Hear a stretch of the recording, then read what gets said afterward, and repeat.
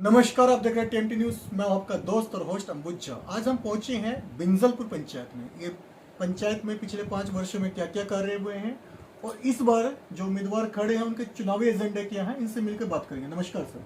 नमस्कार। आपका शुभ नाम? पवन कुमार।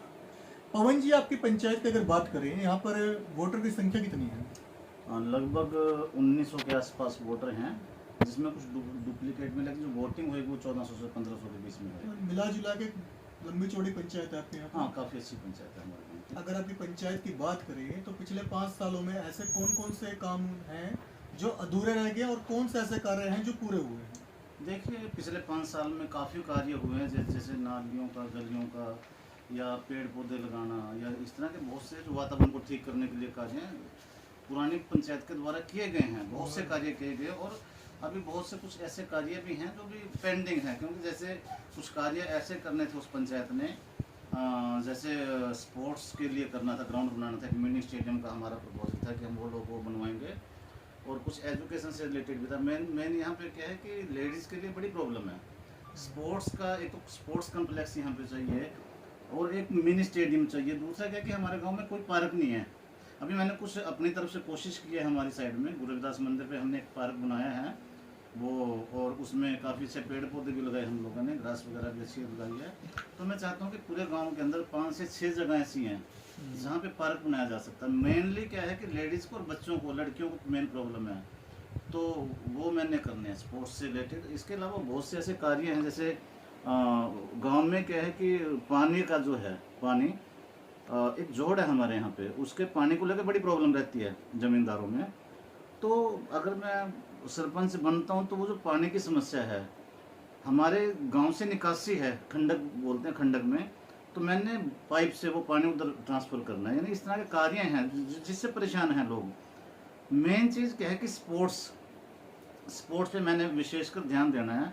इसके अलावा क्या है कि जैसे मैं लगभग 48 साल मेरी उम्र हो गई है और मैं अपना जीवन यापन के लिए अपने काम कर रहा था, और अभी क्या है कि ये जो 5 साल है मैं इस गांव में, क्योंकि 20-22 साल बाद मैं उन दोस्तों के घरों में गया, इस गांव में गया, और जब मैं घरों में जाके देखता हूँ कि 20-22 साल पहले जो स्थिति थी आज भी वही स्थिति है।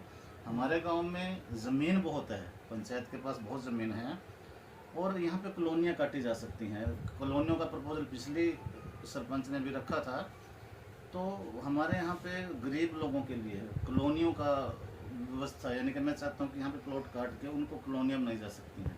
यानी इस तरह की छोटी छोटी समस्याएं हैं, बहुत बड़ी समस्याएं नहीं है, लेकिन अगर करवाने पे है तो वो सारी, क्योंकि गवर्नमेंट हर फैसिलिटी दे रही है अभी पब्लिक को, तो बस वो विकास कार्य मैं कराना चाहता हूँ गाँव में। अगर आपके गांव में शिक्षा स्तर की बात करें, स्कूल कहाँ तक करें? शिक्षा स्तर की अगर हम बात करें, यहाँ पे मैट्रिक का स्कूल है, अभी हाई स्कूल है, और हम इसको सेकेंडरी स्कूल में कन्वर्ट कराना चाहते हैं। हमारे जो बच्चे हैं एक्चुअली ज़्यादातर, क्योंकि जो एजुकेशन सिस्टम की अगर हम बात करते हैं तो सरकारी स्कूलों में एजुकेशन सिस्टम अभी बढ़िया है, सारी जगह बढ़िया है। हम इसको सीनियर सेकेंडरी बनवाना चाहते हैं और हम कोशिश करेंगे, हर संभव प्रयास करेंगे इसके लिए। कब्रिस्तान और शमशान घाट, कब्रिस्तान तो यहाँ पे है नहीं।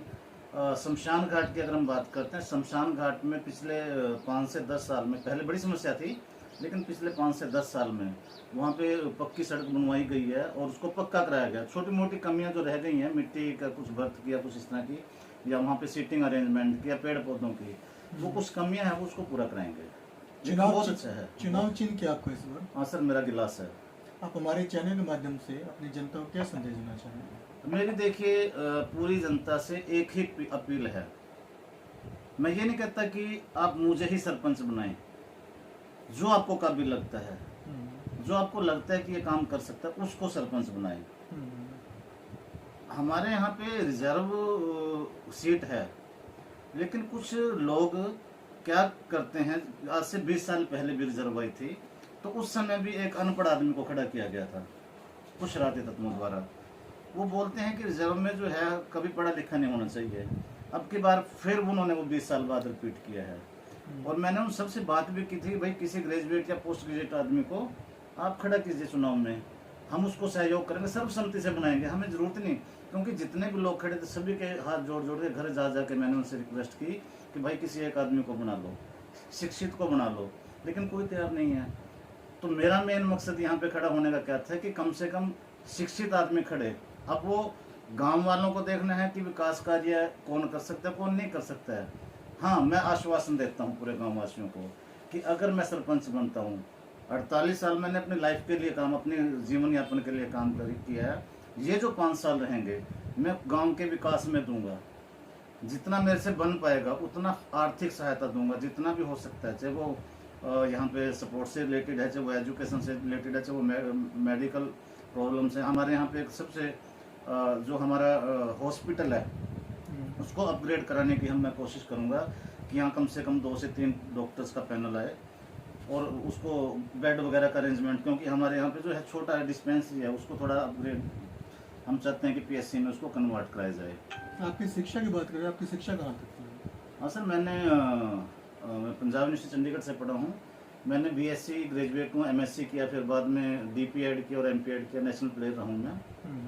भी पीएचडी थी जो पैसों की वजह से मैं नहीं कर पाया, क्योंकि देखिए हम लोग बहुत बड़े अमीर परिवार से तो नहीं थे। जिस टाइम हम एजुकेशन ले रहे थे तो बड़ी समस्याएं थी पैसे को लेके, तो हम लोगों ने मेहनत करी है, एजुकेशन ली, लेबर कर करके मैंने एजुकेशन ली है यूनिवर्सिटी में। तो मैं ये चाहता हूँ कि हर बच्चा पढ़े, हर व्यक्ति जो पढ़ना चाहता है उसको मैं अपनी तरफ से अभी आर्थिक सहायता भी करूँगा। वो बच्चियाँ जिनकी मैरिज बढ़िया तरीके से नहीं कर पाते यहाँ पे लोग, मैं उन बच्चियों को अपनी तरफ से कन्यादान भी दूंगा, अपनी तरफ से, अपनी पॉकेट से। जो पंचायत की तरफ से रहेगा वो अलग है, जो गवर्नमेंट फैसिलिटीज देती है आज के समय में, तो गवर्नमेंट बहुत फैसिलिटीज देती है, तो वो हर वो कार्य मैं करूँगा जो उन बच्चों के लिए किया जा सकता है। मेन मेरा जो मकसद है कि गाँव के अंदर शिक्षा के स्तर को बढ़ाना है। हमने एक सेंटर और भी चलाया हुआ है, यहाँ पे फ्री कोचिंग सेंटर चला रखा है। अब मैं ये चाहता हूँ कि इस तरह के कम से कम 2 से 3 कोचिंग सेंटर हो, जिसमें आर्थिक सहायता गांव के लोग ही करते हैं, बाहर से नहीं कुछ पैसा आता, गांव के लोग ही सहायता करते हैं। तो मैं इस तरह के 3 से 4 centre free education, free coaching के अपने गांव में बनाऊंगा सर। चलिए, बहुत अच्छी बात कही पवन जी ने। और साथ ही साथ अपील में भी अपने लिए वोट नहीं मांगा, इन्होंने कहा कि जो आपको अच्छा लगता है आप उसको वोट दीजिए, परंतु पढ़ा लिखा होना चाहिए। जितने भी उम्मीदवार हैं शायद इनसे ज़्यादा कोई पढ़ा लिखा नहीं है, तो जब आपके यहाँ पे चुनाव आए तो गिलास का निशान इनका है। सोच बहुत अच्छी है, आगे बढ़ाना चाहते हैं पंचायत को। आप इनको वोट दीजिए और भारी वोटों से इनको चुनाव जितवाएं और जुड़े रहे हमारे टीएमटी न्यूज़ के साथ। धन्यवाद।